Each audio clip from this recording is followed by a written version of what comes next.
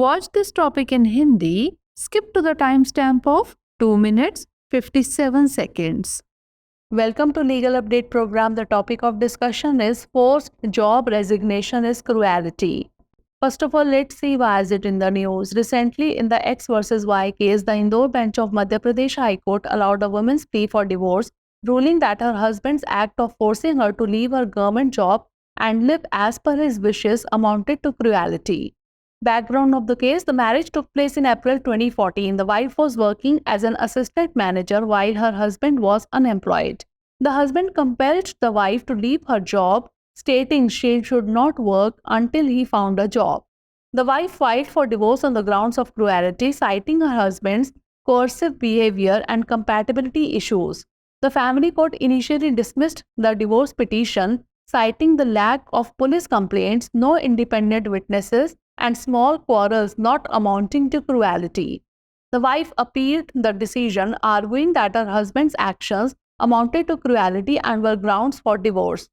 Court observation: the division bench of Chief Justice Suresh Kumar Kaid and Justice Sushruth A. Dharmadhikari observed that the husband's demand for his wife to leave her job and live according to the husband's wishes constitutes cruelty.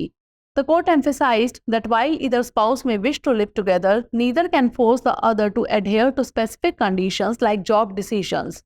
The High Court found that the family court erred in dismissing the divorce petition as the wife had valid grounds for divorce, including coercion and compatibility issues. The High Court allowed the woman's plea, dissolving the marriage and setting aside the family court's decree.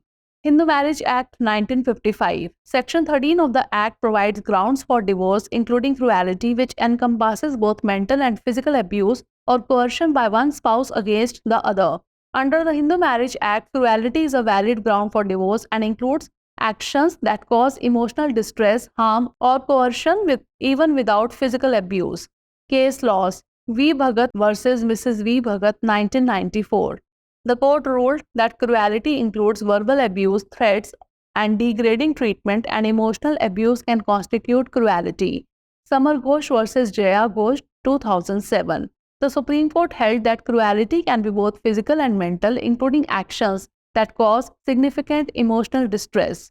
Now is the time for practice question. Which of the following can be grounds for divorce under Section 13(1) of the Hindu Marriage Act 1955? Cruelty, adultery, desertion for more than 2 years, or all of the above? Send the answer of this question in the comment section. Thanks for watching.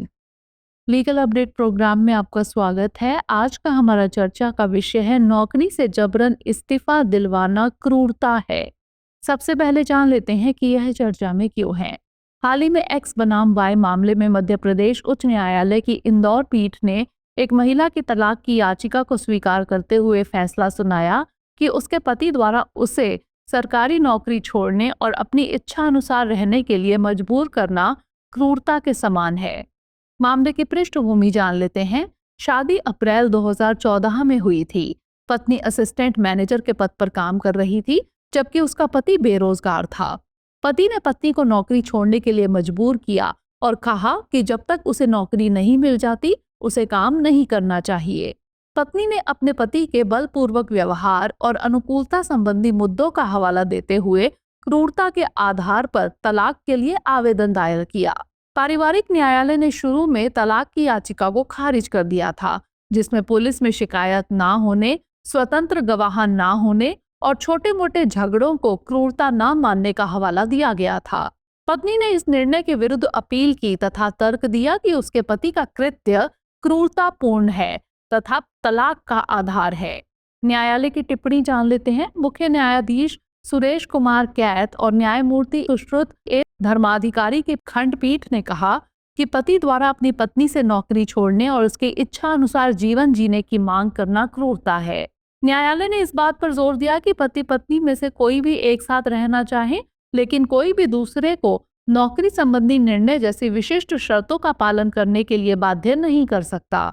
उच्च न्यायालय ने पाया कि पारिवारिक न्यायालय ने तलाक की याचिका खारिज करने में गलती की है, क्योंकि पत्नी के पास तलाक के लिए वैध आधार थे, जिनमें दबाव और अनुकूलता संबंधी मुद्दे भी शामिल थे।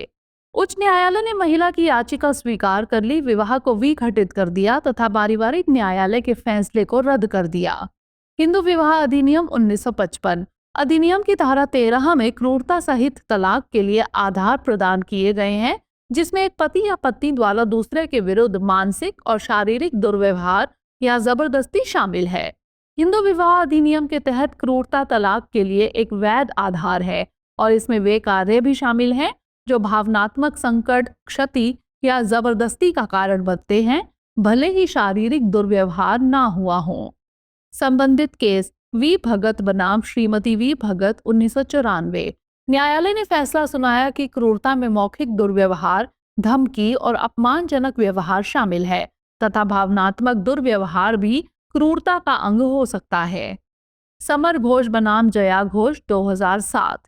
सर्वोच्च न्यायालय ने कहा कि क्रूरता शारीरिक और मानसिक दोनों हो सकती है, जिसमें महत्वपूर्ण भावनात्मक संकट पैदा करने वाली क्रियाएं भी शामिल हैं। आइए नोट कर लेते हैं अभ्यास प्रश्न। हिंदू विवाह अधिनियम 1955 की धारा 13(1) के तहत निम्नलिखित में से कौन सा तलाक का आधार हो सकता है? क्रूरता, व्यभिचार, 2 साल से ज्यादा समय तक परित्याग या फिर उपर्युक्त सभी। इसका उत्तर हमें कमेंट सेक्शन में जरूर भेजिएगा। धन्यवाद।